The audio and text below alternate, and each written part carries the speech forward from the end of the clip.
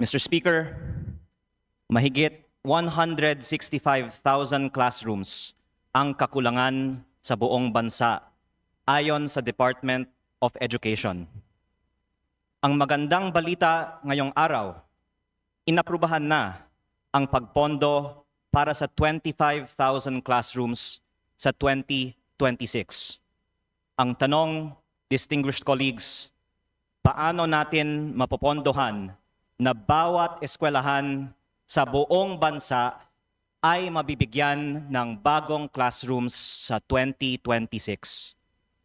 Ang sagot, malaki ang matitipid kung ibaba natin ng 25% ang presyo ng mga proyekto ng DPWH. Ang mga kasalukuyang at pinaghahandaang proyekto ng DPWH ay nagkakahalaga ng mahigit 1.6 trillion pesos. Kung maibaba natin ng 25% ang presyo ng mga proyekto ng DPWH, makakatipid tayo ng 400 billion pesos. Sapat para mabigyan ng bagong classrooms ang bawat eskwelahan sa buong bansa nang walang karagdagang gastos, utang o buwis mula sa gobyerno. Para sa mahigit 1 trillion pesos na mga kasalukuyang proyekto ng DPWH, maaari pa itong kansilahin o i-reprise. Ang Government Procurement Reform Act ay may probisyon para sa termination for unlawful acts at termination for convenience. Sa aking distrito sa Batangas, nakansela na ng DPWH ang isang flood control project sa ilalim ng termination for convenience, quote, bunsod ng pagbabago sa polisiya ng pamahalaan sa pagpapatupad ng mga proyekto kaugnay sa flood control nang walang multa sa gobyerno.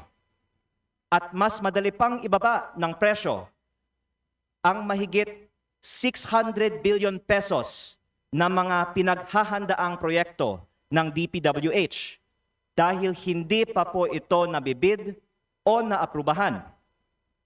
Mr. Speaker, nais kong ipahayag na ang kongresong ito ay tumututol sa lutong bidding at pandaraya sa paggawa ng mga proyekto ng DPWH. At ang kongreso ay gumagawa ng mga hakbang upang sugpuin ang ganitong gawain. Mahalagang bigyang diin ang DPWH mismo ang nagbibid at nagpapatupad ng mga proyekto. Kahit ang isang congressman ay walang kinalaman, nagpapatuloy pa rin ang katiwalian sa DPWH District Engineering Offices, kung saan ang ilan ay pumipili ng mga kontratistang nagbibigay ng kickback daw na kahit hindi tatanggapin ito ng congressman ay sila na mismo ang maaring kumuha. Naniniwala po ako na ang hangarin natin dito sa Kongreso ay wakasan ang pagbibigay ng kickbacks mula sa DPWH projects. Siguro naman, wala pong miyembro ng Kongreso na nandito ngayon ang magtataas ng kamay at magsasabi na gusto nating manatiling mataas ang mga presyo ng DPWH. At lahat po tayo ay nagkakaisa na dapat ibaba ang presyo ng mga proyekto ng DPWH ng 25% para wala nang maibigay para sa kickback o sa SOP sa taong 2026. Mr. Speaker, ito po ay patunay ng suporta ng Kongreso sa pagbaba ng presyo ng mga DPWH projects ng 25%. Ngunit ang pagbaba ng presyo ay dapat magmula mismo sa DPWH dahil sila ang nagtatakda ng Detailed Unit Price Analysis o DUPA at Approved Budget for Contract o ABC. At ito po ay isinusumite nila sa Kongreso. Sa panahon ni DPWH Secretary Babe Singson, binaba niya ang presyo ng mga proyekto ng 10% bago niya inaaprubahan ang isang proyekto. Sa aming diskusyon, sinabi na ni Secretary Dizon na ibababa niya ng at least 10% ang presyo ng mga proyekto. Ngunit alam po natin na hindi lang 10% ang pwedeng ibaba.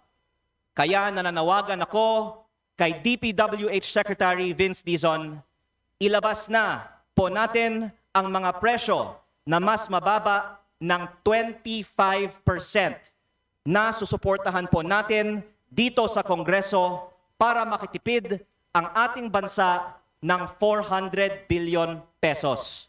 At huwag natin lang itong ibaba ng 10% para hindi matira pa ang 15%. Ibaba na natin ng buo ng 25% para wala na talagang kickback sa DPWH. Bilang halimbawa, sa aking distrito sa Batangas, doble o higit pa ang presyo ng mga proyekto ng DPWH kumpara sa mga nakikita naming presyo sa merkado. Kabilang dito ang mahigit 444 million peso Cat's Eye project na mahigit 24,000 pesos kada unit. 280 million pesos solar streetlight project na mahigit 233,000 pesos kada unit. 1 billion pesos slope protection project na mahigit 45,000 pesos kada square meter. At mga pinaplanong asphalt overlay project na mahigit 101.5 million pesos kada kilometer. At road diversion project na mahigit 186.1 million pesos kada kilometer.